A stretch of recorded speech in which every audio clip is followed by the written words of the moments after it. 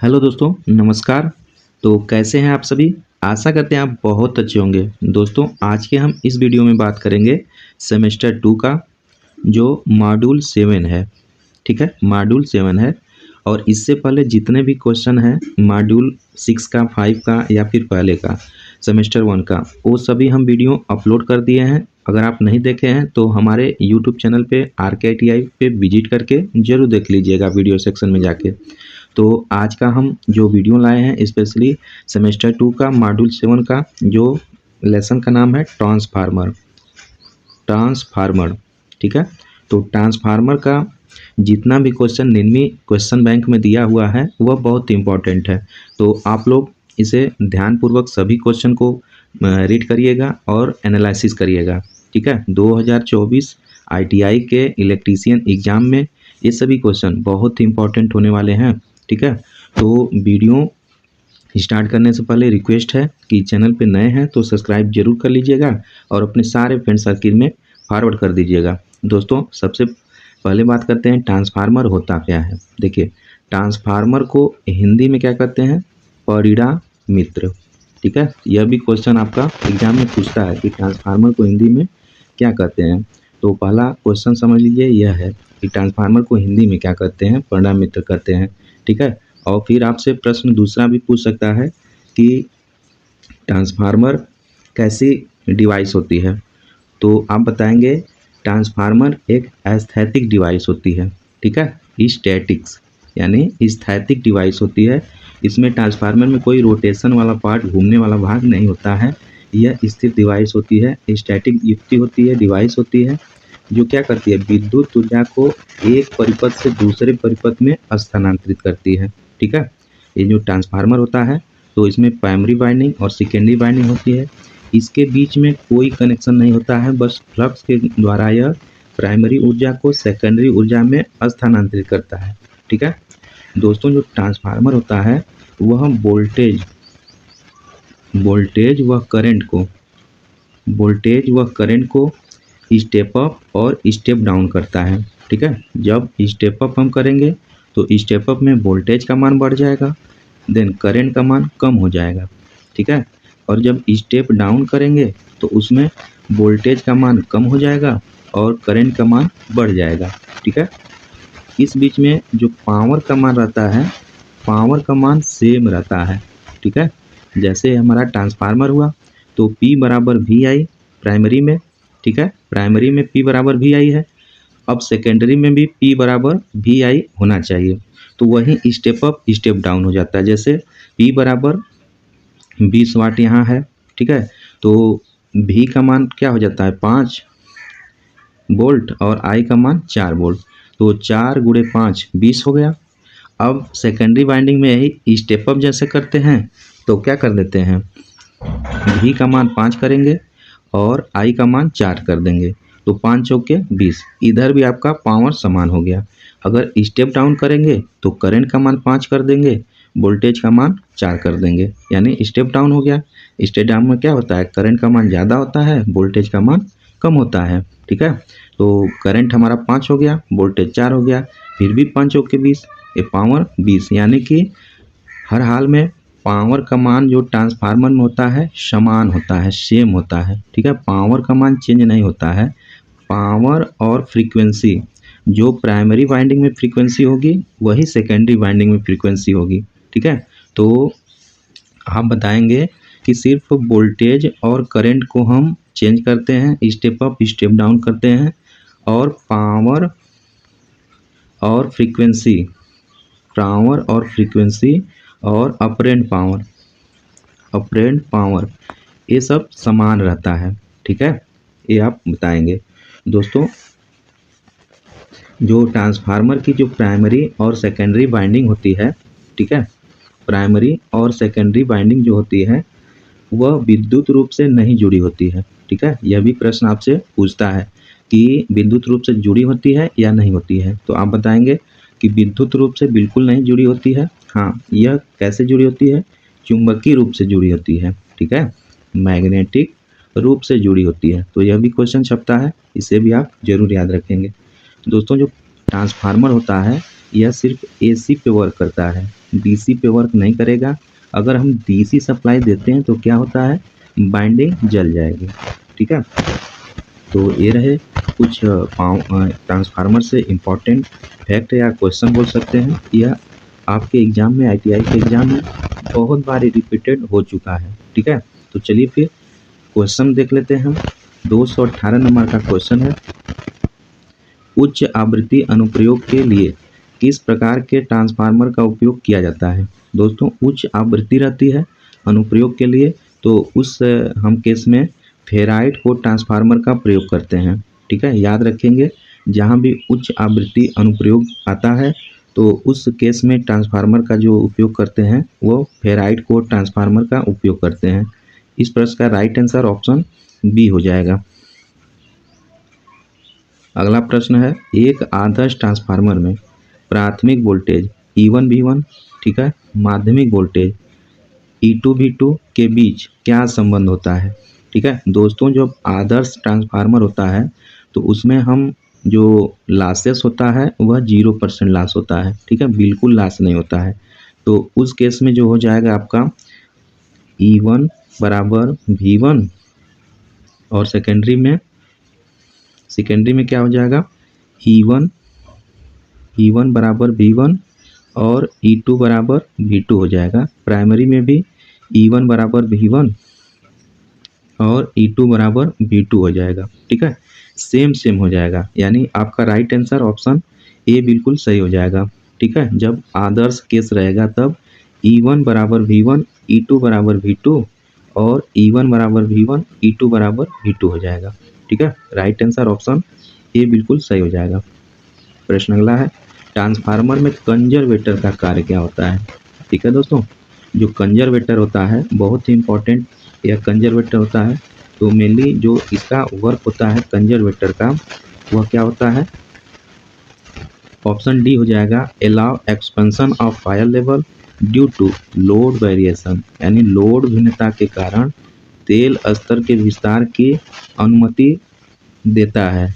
तो इस प्रश्न का राइट आंसर ऑप्शन डी हो जाएगा।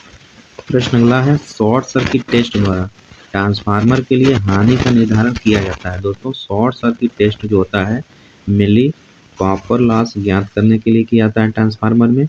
और बात करें जो ओपन सर्किट टेस्ट होता है वह आयरन लॉस को ज्ञात करने के लिए किया जाता है। ठीक है, तो इस प्रश्न में पूछा है शॉर्ट सर्किट टेस्ट द्वारा ट्रांसफार्मर के किस हानि को निर्धारित किया जाता है। ऑप्शन देख लेते हैं। पहला दिया copper, winding loss, hysteresis loss, eddy current loss. तो राइट आंसर क्या हो जाएगा, ऑप्शन ए सही हो जाएगा। जो शॉर्ट सर्किट टेस्ट होता है उसमें हम ताम्र हानि को निर्धारित करते हैं, ज्ञात करते हैं। और वही बात करें ओपन सर्किट टेस्ट होता है तो उसमें आयरन लॉस को हम ज्ञात करते हैं।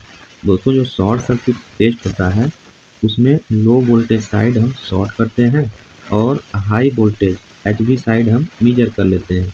वहीं जो ओपन सर्किट टेस्ट होता है उसमें हाई वोल्टेज साइड को ओपन करते हैं और लो वोल्टेज साइड से मेजर कर लेते हैं। ठीक है, तो यह भी प्रश्न पूछता है कि कॉपर लॉस तो सही है लेकिन किसको शॉर्ट करते हैं, तो लो वोल्टेज को हम शॉर्ट करते हैं, शॉर्ट सर्किट करते हैं। इसको भी आप याद रखेंगे। ठीक है, वही बात करें ओपन, तो ओपन में हाई वोल्टेज साइड की तरफ ओपन कर देते हैं।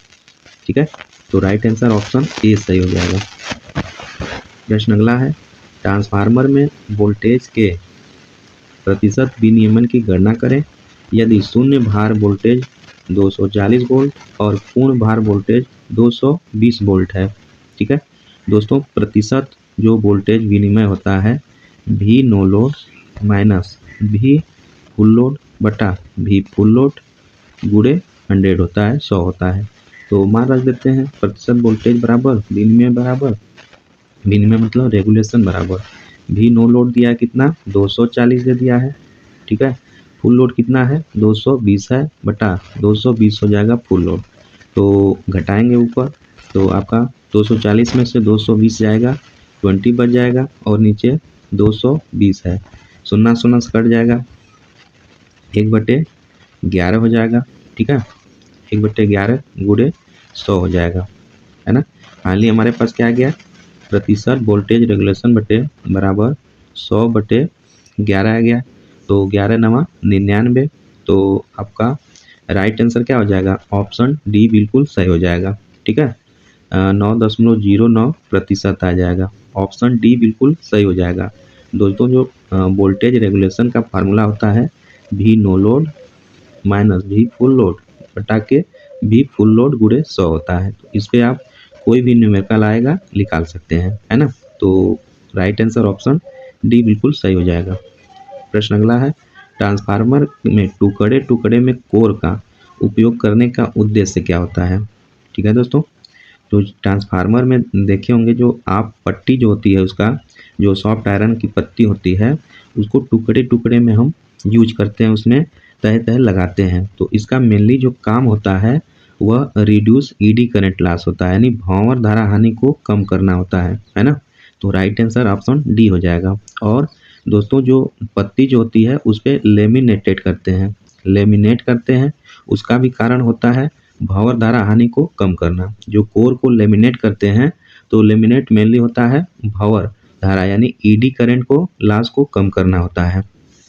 वहीं जो एक हिस्टैरिसीस लॉस होता है तो उसमें हम सिलिकॉन स्टील को मिलाते हैं, तो उससे क्या होता है, हिस्टैरिसीस लॉस दूर हो जाता है। तो प्रश्न में पूछा था कि ट्रांसफार्मर के टुकड़े टुकड़े में कोर का उपयोग करने का उद्देश्य क्या है, तो मेनली उद्देश्य क्या होता है, भंवर धारा हानि को कम करना होता है। ऑप्शन डी सही हो जाएगा। प्रश्न अगला है, ट्रांसफार्मर का शीतलन विधि क्या है। दोस्तों यह फिगर दिखाया गया है और आपका बता रहा है शीतलन विधि कौन सा होता है। वैसे बहुत तरह से शीतलन होते हैं। ट्रांसफार्मर को शीतलन का मतलब ठंडा करने के लिए। जब ट्रांसफार्मर 24 आवर चलता है तो हीट हो जाता है, उसकी वाइंडिंग हीट हो जाती है, तो उसको ठंडा करने की ज़रूरत होती है। तो अलग अलग प्रकार का हम ठंडा प्रयोग द्वारा करते हैं। ठीक है, तो यह जो फिगर में दिखाया गया है वह ऑयल नेचुरल कूलिंग दिखाया गया है। ठीक है, तो राइट आंसर ऑप्शन ए हो जाएगा। ये जो फिगर में दिखाया गया है देख सकते हैं ऑयल यह इसमें भरा हुआ है टैंक में, तो यह ऑयल नेचुरल कूलिंग है, तेल प्राकृतिक ठंडा विधि है। ऑप्शन ए सही हो जाएगा। ठीक है दोस्तों, जो कूलिंग मेथड होता है, कूलिंग मेथड 4 प्रकार से किया जाता है। जो पहला होता है वह प्राकृतिक रूप से शीतलीकरण ट्रांसफार्मर होता है। प्राकृतिक रूप से शीतलीकरण ट्रांसफार्मर होता है। जो दूसरा होता है तेल द्वारा शीतलित ट्रांसफार्मर होता है। तेल द्वारा शीतलित ट्रांसफार्मर होता है। जो तीसरा होता है जल द्वारा शीतलित ट्रांसफार्मर होता है। ठीक है, जल द्वारा होता है शीतलित ट्रांसफार्मर। और जो चौथा होता है वायु दाब द्वारा शीतलित ट्रांसफार्मर होता है। वायु दाब द्वारा शीतलित ट्रांसफार्मर होता है। जो 4 प्रकार का होता है। पहला जो होता है जो प्राकृतिक प्रकार का होता है, प्राकृतिक रूप से शीतलित ट्रांसफार्मर जो होता है वह 5 केवीए तक शीतलित किया जाता है। 5 केवीए का मतलब 5 किलो वोल्ट एम्पियर। ठीक है, इतना तक शीतलित किया जाता है। अब दूसरा बात करें जो तेल द्वारा शीतलित ट्रांसफार्मर होता है। तेल द्वारा शीतलित ट्रांसफार्मर ऑयल कूलिंग जो होता है वह कितना तक होता है, उसे हम 2 MVA तक यूज करते हैं, मेगा वोल्ट एम्पियर तक यूज करते हैं। ठीक है, वहीं तीसरा बात करें जल द्वारा शीतलित ट्रांसफार्मर। जल द्वारा शीतलित ट्रांसफार्मर, तो जल द्वारा शीतलित ट्रांसफार्मर के लिए हम 5 केवीए तक प्रयोग करते हैं। ठीक है दोस्तों, और जो वायु द्वारा एयर द्वारा जो शीतलित ट्रांसफार्मर होता है उसे ब्लोअर द्वारा हम ठंडा करते हैं। ठीक है, वह भी कम केवीए के लिए प्रयोग किया जाता है। तो इस प्रकार 4 प्रकार का शीतलीकरण होता है जो ट्रांसफार्मर को ठंडा करने के लिए प्रयोग किया जाता है। प्रश्न अगला है दोस्तों, what is the condition for obtaining maximum efficiency from transformer. Transformer से अधिकतम दक्षता प्राप्त करने के लिए क्या शर्त है। दोस्तों ट्रांसफार्मर से अधिकतम दक्षता प्राप्त करने के लिए क्या होता है, मेनली जो कॉपर लॉस होता है बराबर आयरन लॉस होना चाहिए। कॉपर लॉस बराबर आयरन लॉस होगा तो मैक्सिमम इफिशियंसी होगी। ठीक है, तो राइट आंसर ऑप्शन कौन सा हो जाएगा, सी हो जाएगा। सी बिल्कुल सही हो जाएगा। कॉपर लॉस बराबर आयरन लॉस जब हो जाएगा बराबर तो अधिकतम दक्षता प्राप्त होगी ट्रांसफार्मर में। ऑप्शन सी बिल्कुल सही हो जाएगा। प्रश्न अगला है, ट्रांसफार्मर में ग्लूकोज रिले के शीर्ष फ्लोट स्विच का क्या कार्य होता है? तो जो शीर्ष फ्लो होता है दोस्तों, जो ग्लूकोज रिले होता है, जो इंटरनल फॉल्ट होता है उसको ब्रेक या सर्किट को तोड़ने के लिए प्रयोग किया जाता है। ठीक है, यह मेनली 100 केवीए से ऊपर वाले ट्रांसफार्मर में प्रयोग किया जाता है ना, इसको याद रखेंगे। तो ग्लूकोज रिले के शीर्ष फ्लोट पर जो स्विच का कार्य होता है, मेनली उसका जो वर्क होता है वह एक्टिवेट द ओवरलोड कंडीशन में होता है। ऑप्शन बी सही हो जाएगा। अति भार की स्थिति में सक्रिय होता है जो स्विच होता है। तो राइट आंसर क्या हो जाएगा? ऑप्शन बी बिल्कुल सही हो जाएगा। प्रश्न अगला है, वर्तमान ट्रांसफार्मर का कोर कम प्रतिघात और कम कोर हानि क्यों कर रहा है? ठीक है, वर्तमान में जो हम ट्रांसफार्मर यूज कर रहे हैं वह कम प्रतिघात और कम कोर हानि क्यों कर रहा है? ठीक है दोस्तों, तो इसका राइट आंसर क्या हो जाएगा? ऑप्शन डी हो जाएगा। पढ़ने में त्रुटि को कम करने के लिए, to minimize the error in reading. Right answer option D सही हो जाएगा। प्रश्न अगला है, विभव ट्रांसफार्मर को पढ़ने में त्रुटि को कैसे कम किया जा सकता है? तो विभव ट्रांसफार्मर को पढ़ने में कैसे कम किया जा सकता है? पहला, पतली कोर का उपयोग करना। दूसरा है लंबा चुंबकीय पथ प्रदान करना। तीसरा, उच्च प्रवाह घनत्व सामग्री उपयोग करना। चौथा है अच्छी गुणवत्ता वाली कोर सामग्री प्रदान करना। तो इस प्रश्न का राइट आंसर ऑप्शन डी बिल्कुल सही हो जाएगा। Providing good quality core material, अच्छी गुणवत्ता वाली कोर सामग्री प्रदान करना। अगर प्रदान करेंगे तो विभव ट्रांसफार्मर जो पोटेंशियल ट्रांसफार्मर होता है वह पढ़ने में त्रुटि को कम कर देता है, कम कर देगा। दोस्तों, जो पोटेंशियल ट्रांसफार्मर होता है वह स्टेप डाउन ट्रांसफार्मर होता है। ठीक है, और जो करंट ट्रांसफार्मर होता है वह स्टेप अप ट्रांसफार्मर होता है ना, इसको याद रखेंगे। और जो करंट ट्रांसफार्मर की सेकेंडरी वाइंडिंग होती है हमेशा शॉर्ट सर्किट होती है, 5 एम्पीयर तक करंट होती है। और जो पोटेंशियल ट्रांसफार्मर होता है वह वोल्टेज को मेजर करने के लिए प्रयोग किया जाता है। और जो करंट कॉइल होता है वह करंट को मेजर करने के लिए प्रयोग किया जाता है, वो भी हाई वोल्टेज और हाई करंट को मेजर करने के लिए प्रयोग किया जाता है। तो इस प्रश्न का राइट आंसर ऑप्शन डी बिल्कुल सही हो जाएगा। प्रश्न अगला है, आप लोड टैप बदलने के ऑपरेशन से पहले लोड क्यों काट दिया जाता है? दोस्तों, आप लोड टैप बदलने से पहले लोड को इसलिए काट दिया जाता है ताकि संपर्क बिंदुओं पर भारी स्पार्किंग से बच सके। ठीक है, तो इस प्रश्न का राइट आंसर क्या हो जाएगा? ऑप्शन सी बिल्कुल सही हो जाएगा। To avoid heavy sparking at the contact point, sparking से बचने के लिए आप लोड टैप बदलने से ऑपरेशन से पहले लोड को काट दिया जाता है। ऑप्शन सी सही हो जाएगा। प्रश्न अगला है, पावर ट्रांसफार्मर में भाग का नाम क्या है? ये भाग दिखाया गया है पावर ट्रांसफार्मर में, इस भाग का नाम क्या है? ब्रीदर है, टैप चेंजर है, एक्सप्लोजर बैंड है, ग्लूकोज रिले है। तो इस प्रश्न का क्या होगा राइट आंसर? ऑप्शन डी बिल्कुल सही हो जाएगा। यह जो दिखाया गया है वह ग्लूकोज रिले को दिखाया गया है। ठीक है, ग्लूकोज रिले क्या होता है दोस्तों? यह 100 केवीए से ऊपर के लिए ट्रांसफार्मर में प्रयोग किया जाता है और इंटरनल फॉल्ट को यह एनालिसिस करके आंतरिक जो दोष होता है उसमें उत्पन्न होता है दोष, उसके लिए प्रिवेंट करता है। ठीक है, यह बाहरी दोष को प्रिवेंट नहीं करता है, ओनली जो ट्रांसफार्मर के अंदरूनी भाग में, आंतरिक भाग में दोष उत्पन्न होता है उसको यह प्रिवेंट रक्षा करता है। ठीक है, तो राइट आंसर ऑप्शन डी हो जाएगा। प्रश्न अगला है, दो ट्रांसफार्मर के समांतर संचालन के लिए कौन सी स्थिति बिल्कुल आवश्यक होती है? तो मेनली जो दोस्तों आवश्यक होती है, फेज सीक्वेंस मस्ट भी सेम होना चाहिए, यानी फेज सीक्वेंस कालानुक्रम बिल्कुल समान होना चाहिए। ठीक है, दूसरी बात फ्रीक्वेंसी भी आपकी समान होना चाहिए और फेज सीक्वेंस मस्ट भी सेम होना चाहिए। तो राइट आंसर क्या हो जाएगा? ऑप्शन सी बिल्कुल सही हो जाएगा। आगे है, बड़े ट्रांसफार्मर में तांबे के नुकसान को कम करने के लिए किस निर्माण तकनीकी का उपयोग किया जाता है? दोस्तों, जो बड़े ट्रांसफार्मर होते हैं उसमें तांबे के नुकसान को कम करने के लिए किस तकनीकी निर्माण का उपयोग किया जाता है? तो किसका उपयोग किया जाता है? Use of laminated core by using by reducing core thickness, या तीसरा है by using grain oriented core, चौथा है यूज स्टेप्ड कोर अरेंजमेंट। तो राइट आंसर ऑप्शन डी हो जाएगा। जो तांबे के नुकसान को कम करने के लिए निर्माता कंपनी द्वारा जो चरणबद्ध कोर व्यवस्था का उपयोग किया जाता है, यानी यूज स्टेप्ड कोर अरेंजमेंट का होता है। ऑप्शन डी बिल्कुल सही हो जाएगा। दोस्तों अगला प्रश्न है ट्रांसफार्मर का नाम क्या है। तो यह ट्रांसफार्मर दिखाया गया है, इसका नाम जो है एयर कोर ट्रांसफार्मर है। ठीक है, राइट आंसर ऑप्शन ए हो जाएगा। यह जो दिखाया गया है फिगर में, यह एयर कोर ट्रांसफार्मर को दिखाया गया है। ऑप्शन ए सही हो जाएगा।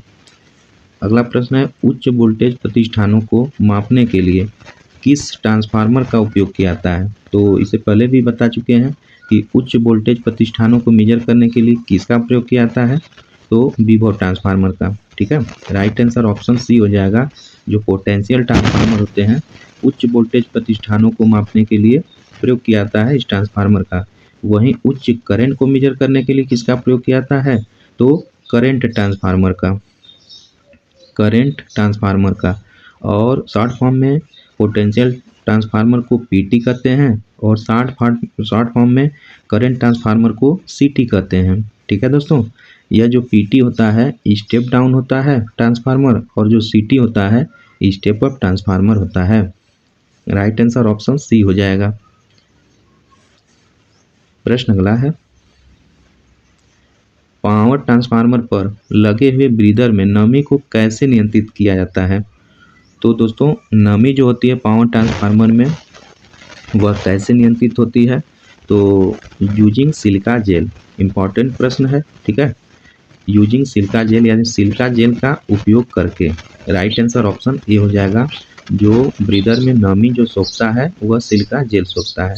दोस्तों जो वेल कंडीशन होता है सिलिका जेल का, तो उस समय ब्लू रहता है, यानी जब लगता है नया लगता है तो उस कंडीशन में जो सिलिका जेल होता है वह ब्लू कलर का होता है, नीले कलर का होता है। जब यह मॉइस्चर को सोख लेता है तो वह कैसा हो जाता है, पिंक हो जाता है, यानी गुलाबी रंग का होता है। उसके बाद यह सफ़ेद रंग का हो जाता है। ठीक है, तो ये सभी प्रश्न में याद रखेंगे आप लोग। किसी भी तरह से सिलिका जेल के बारे में आपको घुमाकर पूछ सकता है ना। तो अगर मॉइस्चर सोख लेगा तो कैसा हो जाएगा, पिंक हो जाएगा। यह भी क्वेश्चन आपसे पूछता ही रहता है। तो राइट आंसर ऑप्शन ए बिल्कुल सही हो जाएगा। प्रश्न अगला है ट्रांसफार्मर पर ओपन सर्किट परीक्षण द्वारा किस शक्ति हानि का आकलन किया जाता है। तो ट्रांसफार्मर में ओपन सर्किट टेस्ट को क्या हम ज्ञात करने के लिए करते हैं दोस्तों। पहला ईडी हिस्टेरेसिस दिया है, दूसरा ईडी दिया है, कॉपर दिया, कोर दिया है। तो राइट आंसर क्या हो जाएगा, ऑप्शन डी सही हो जाएगा। जो कोर लॉस होता है वह ओपन सर्किट परीक्षण द्वारा ज्ञात करने के लिए किया जाता है ना। तो इस प्रश्न का राइट आंसर ऑप्शन डी हो जाएगा। इससे पहले भी इस प्रश्न को हम डिस्कशन करा लिए हैं कि जो ओपन सर्किट टेस्ट होता है उसके द्वारा हम कोर लॉस को ज्ञात करते हैं, और जो शॉर्ट सर्किट टेस्ट होता है उसके द्वारा हम क्या करते हैं, कॉपर लॉस को ज्ञात करते हैं। कॉपर लॉस का जो सेकेंडरी वाइंडिंग जिसे हम शॉर्ट करते हैं एलवी होता है, लो वोल्टेज होता है, और ओपन सर्किट जो होता है उसका जो जिसको ओपन करते हैं वो एचवी होता है, हाई वोल्टेज साइड होता है। ठीक है, तो core loss right answer option D बिल्कुल सही हो जाएगा। दोस्तों कोर लॉस में दो प्रकार का लॉस होता है, एक हिस्टेरेसिस लॉस होता है और दूसरा ईडी करंट लॉस होता है ना।